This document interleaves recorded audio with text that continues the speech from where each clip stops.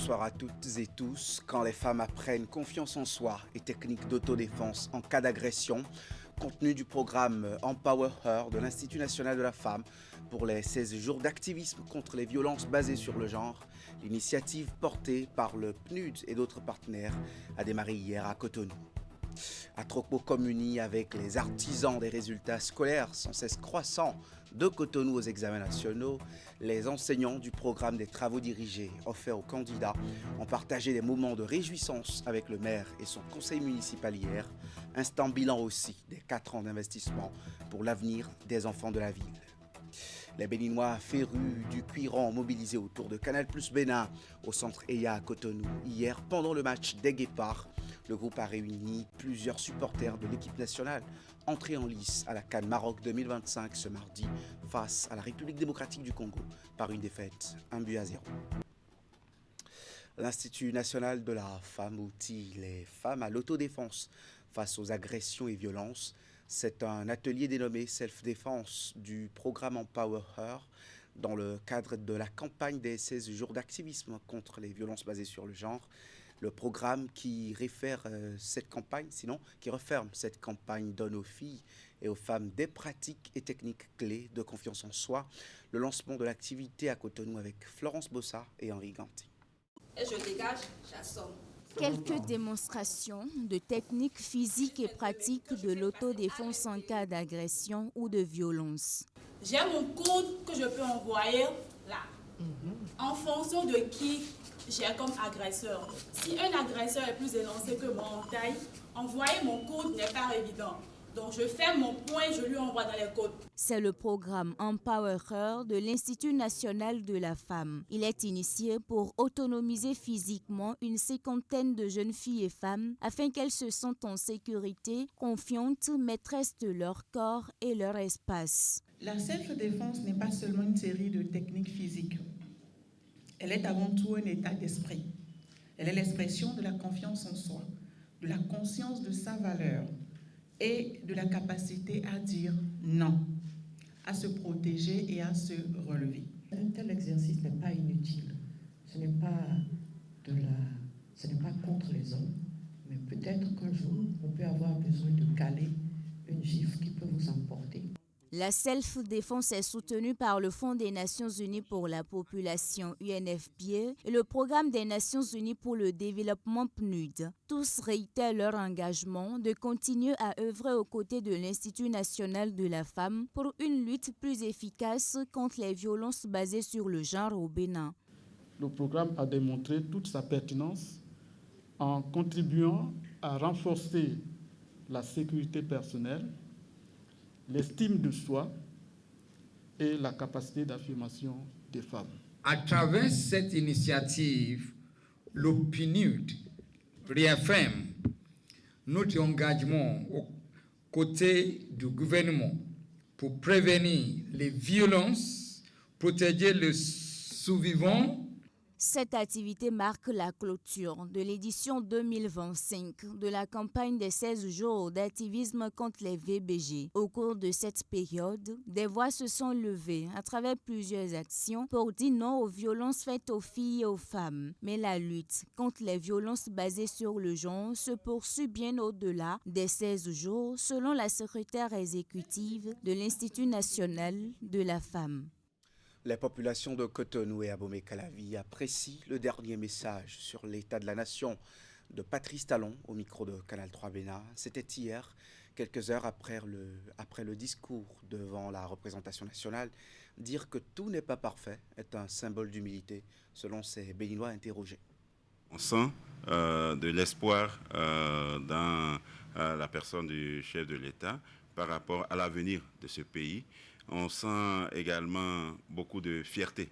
La fierté probablement d'un homme qui a tout donné pour un pays pour qui il a beaucoup d'amour et beaucoup d'affection. C'est un discours d'humilité parce que le président ne l'a pas qualifié de saint. Il a dit qu'il peut y avoir des erreurs dans sa gestion et invite son ou ses successeurs à améliorer cela. Le chef de l'État et toute son équipe viennent de grandir le Bénin dans ce discours qu'il vient de donner, en réaffirmant, en confirmant une énième fois sa volonté de passer le flambeau à une autre génération, à une nouvelle équipe.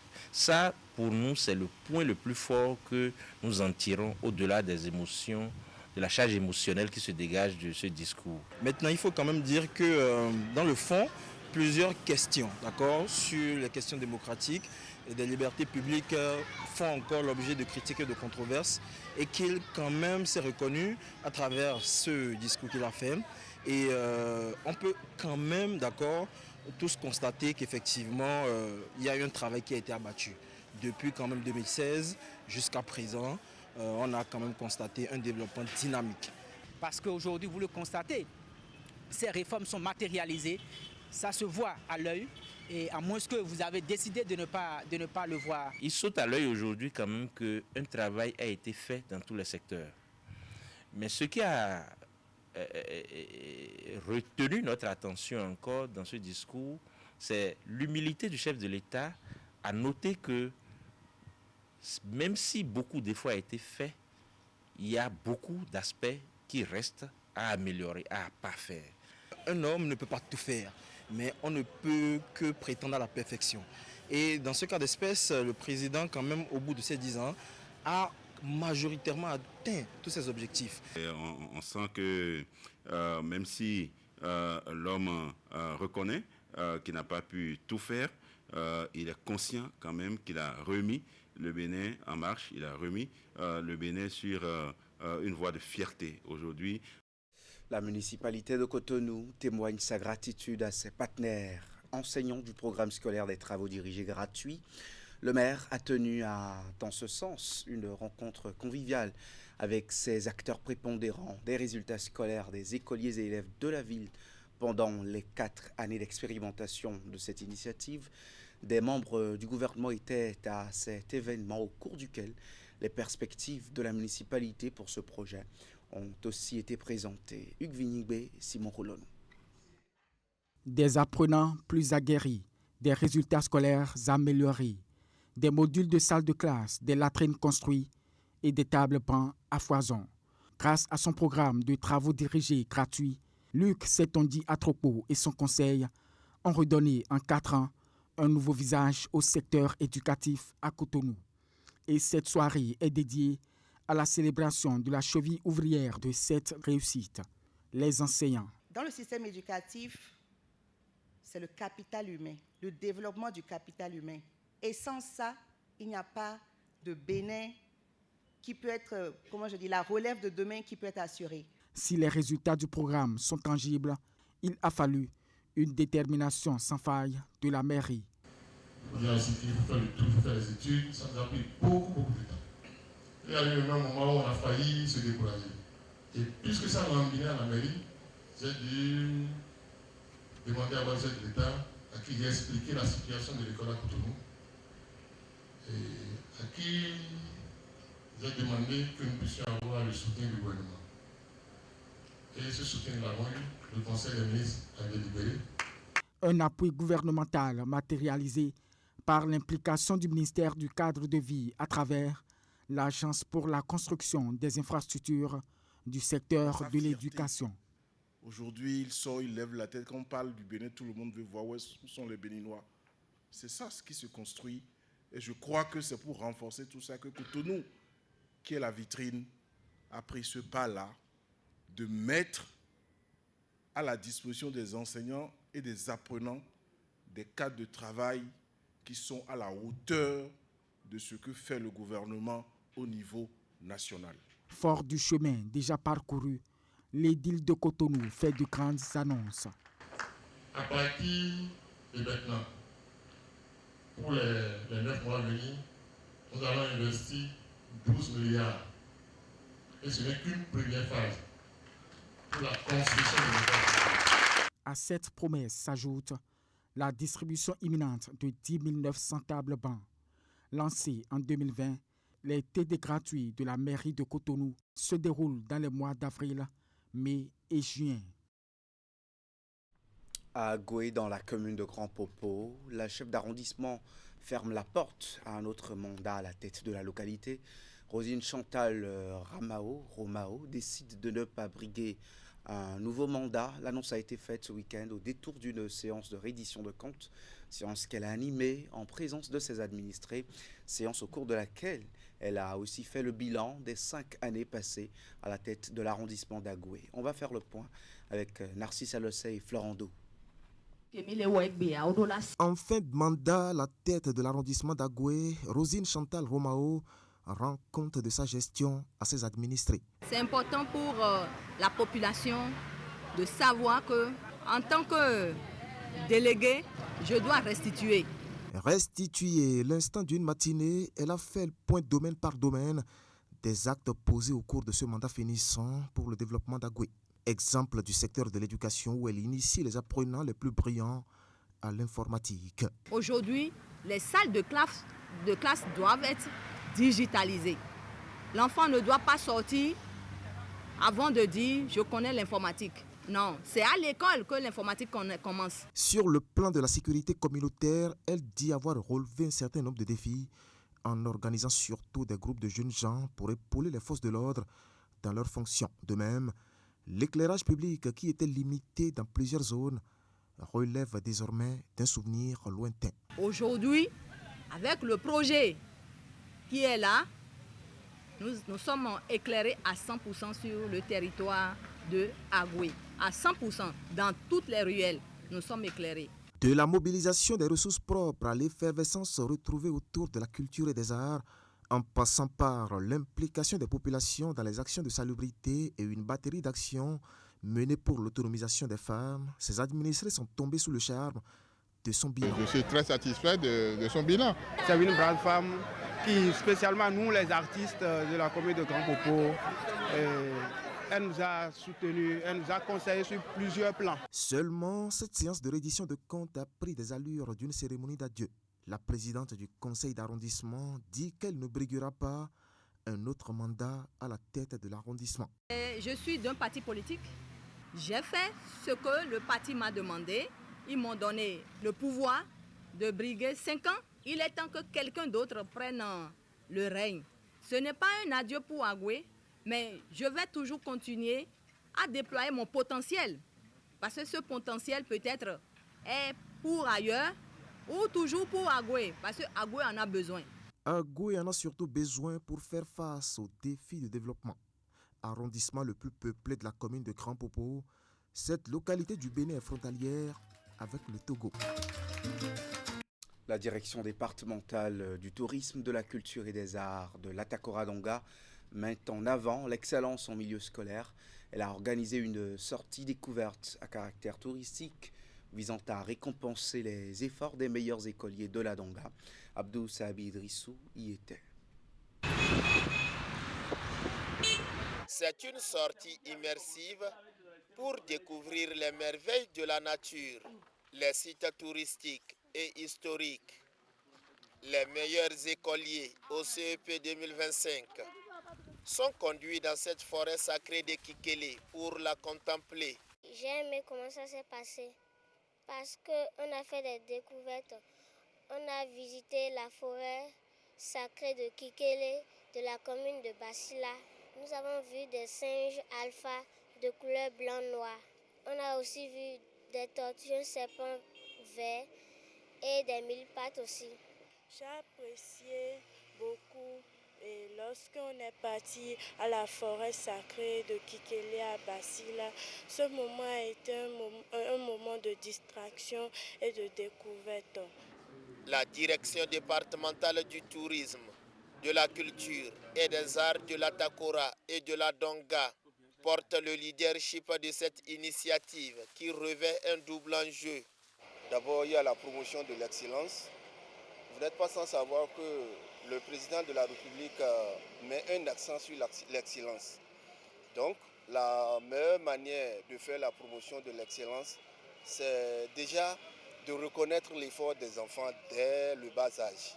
C'est pourquoi nous avons fait de cette activité une tradition. Le second objectif, c'est la promotion du tourisme local. Parce qu'on a constaté que c'est comme si on a laissé le tourisme aux étrangers. alors que nous-mêmes, on en a besoin. Et vu le contexte sécuritaire où les étrangers sont réticents pour venir chez nous, nous sommes en train de faire la promotion du tourisme local. Cette sortie découverte à caractère touristique a permis de remettre des fournitures scolaires et des attestations de mérite à ces meilleurs écoliers pour les encourager à maintenir le cap au cours secondaire. Quant aux enseignants, ils sont récompensés par des attestations de reconnaissance. À Tchonvi, village de la commune de Semekpoji, les fils et filles se sont retrouvés pour la 6e édition de Tchonvi Houé, leur fête patronale. Ces retrouvailles célèbrent la fraternité tout en soutenant des projets de développement pour ce village. Reportage de cette édition avec Emma Rodon. Pour la 6e fois consécutive, les fils et filles du village de Tchonvi dans la commune de Semekpoji se sont retrouvés à l'occasion de leur fête identitaire dénommée Tchonvi Houé. Pensée portée par les ressortissants du village, cette initiative ambitionne de raffermir les liens de fraternité tout en contribuant activement au développement local. Nous plaçons cette 6e édition de notre fête identitaire sous le signe de la reconnaissance à l'Éternel, notre Dieu, qui nous a gardés et qui a délivré le peuple béninois de la tentative de coup d'État dont notre pays a été victime. Animations variées, prestations d'artistes, danses traditionnelles et moments de convivialité, sans oublier le partage de repas copieux dans une ambiance de pique-nique géant ont rythmé le volet festif de ces retrouvailles. Tchonvi Houé a, de l'avis général des participants, tenu toutes ses promesses. Parce que ce n'est pas facile. Un enfant qui est né, qui a 6 ans, ce n'est pas n'importe qui.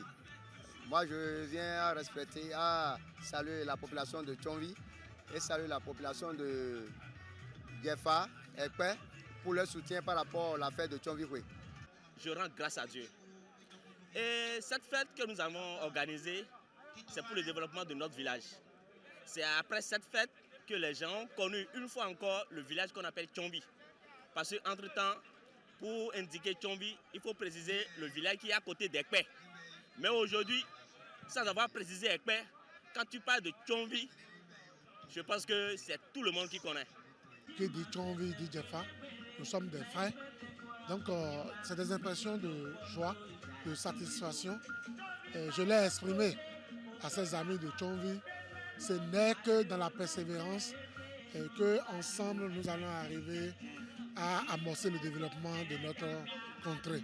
Au-delà de la célébration, cette rencontre a également permis de faire le point sur les actions de développement communautaire engagées. L'association des fils et filles de Tchonvi entend ainsi poursuivre ses réalisations au profit du village, à l'image du module de classe construit au CEG Tchonvi grâce aux cotisations mobilisées lors des précédentes éditions. On finit dans l'ambiance du match d'entrée en compétition du Bénin à la CAN hier.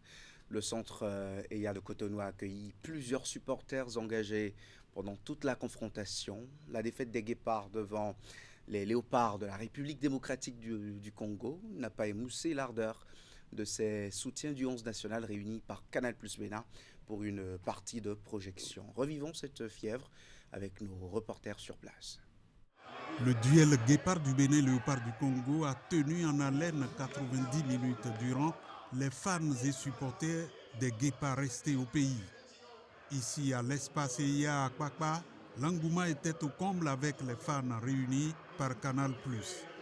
En première partie, supporters et fans des Guépards semblaient avoir perdu espoir, mais vite, les poulains de guerre Notre Or ont repris les choses en main à la satisfaction de tous. Je pense que quand on a quitté une compétition il y a 6 ans et qu'on revient, il y a certains éléments encore qui peuvent manquer. On a une équipe du Congo qui peut-être était un peu plus à l'aise parce qu'elle a participé à la dernière édition. On a des Béninois qui sont arrivés qui étaient un peu timides. Le Bénin s'est battu, sinon beaucoup déjà s'entendaient à une large victoire du Congo. Mais aujourd'hui, le Bénin d'aujourd'hui n'est plus le Bénin du passé. Aujourd'hui, c'est une jeune génération montante. Les nombreuses occasions qui se sont présentées aux Béninois sans être concrétisées n'ont pas émoussé les ardeurs des dizaines de fans et supporters. Au contraire, ça les a galvanisés et ils ont exprimé leur satisfaction. On espère qu'au second match, face au Sénégal ou face au Botswana, qu'on puisse relever ce défi et qu'on puisse gagner. Nous sommes au début de la compétition. Le Bénin vient de perdre, mais je pense qu'on a encore de l'espoir parce qu'on a une équipe qui semble être assez dynamique et qui pourrait aller de l'avant. La CAN, c'est un mois, c'est une fête qui va durer tout un mois et nous sommes prêts à nous réunir, à rester réunis sur Canal Plus CAN pour continuer à soutenir notre équipe nationale, pour continuer à soutenir toutes les nations africaines de football qui sont en lice pour décrocher cette Coupe d'Afrique des Nations. Nous sommes là sur Canal Plus CAN, comme je le disais, mais aussi sur l'application Canal Plus qui permet de suivre les matchs partout où vous êtes et quand vous voulez. Une supportrice congolaise résidente au Bénin et présente au centre EYA a aussi applaudi son équipe. Très contente parce que nous on était très calmes, très sereins, mais par contre les Béninois nous ont chauffés, ils ont fait sortir des sons, mais qui nous peut, on va les dabat et tout, ils ont fait la boue sur TikTok comme pas permis et au final on a essayé un peu de leur gagner légèrement. Prochaine sortie des Guépards du Bénin, ce sera face aux Botswanais. Fans et supporters gardent espoir que quelque chose est encore possible. C'est le 27 décembre prochain, samedi prochain, donc Bénin-Botswana. Voilà, à tout à l'heure à 20h, vous retrouvez Wahabali Para et son plateau à l'info continue. Moïse Novignon est là ce soir et Georges Anagonou autour du thème que retenir du message talon sur l'état de la nation. Merci de nous rester fidèles sur Canal 3 Bénin.